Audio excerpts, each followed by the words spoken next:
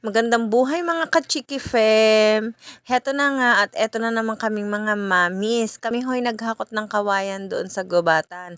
Doon ho sa isang co-parents ho namin, kami ho'y nanghingi ng kawayan para gawin ho din sa aming gulayan. At arin na nga ho, inumpisahan na ho namin putulin at kami ho'y pagkatapos ho magputol ay umuwi muna ho. Kaya ayan ho, iba lang ho diyan ang suot ko, gawa ng kami ho'y naligo muna at tunay naman hong kaaangot na. At arin na nga, pinagpatuloy na ho namin ang pagpupukpok at kami gagawa ng bakod ng gulayan. At arin na ang aking mga co-parents na masisipag. Ay basta ho, sama-sama ay madali hong matatapos. Kaya ari ho, ang iba ho itinutulak pa at pabebe pa ho. At ari ho, shoutout ho din sa aking mga co-parents na masisipag ho.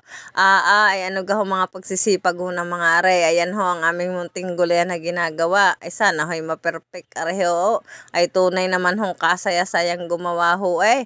At are pandali na ho ng paglalagari aring akin hong pinsan. Ay tunay naman hong bago ho are matapos ay tunay namang utas na sa katatawa ay may mga kengkoy pa ho din eh. Ayan, diga hoy, kagagaling. Shoutout ho sa mga masisipag na re. At shoutout ho din eh sa nagdala ng merienda namin. Ay salamat ho. At kami ho'y nabusog at tanggal ho ang uhaw namin. Maraming salamat po.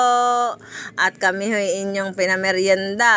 Ay busog-lusog ho, arep. At ayan, ay sige, inom na kayo at mamaya tayo sasabak na uli sa gera. At aringat pagkatapos ho ay nag-umpisa na ho uli kaming gumawa ng bako diyan.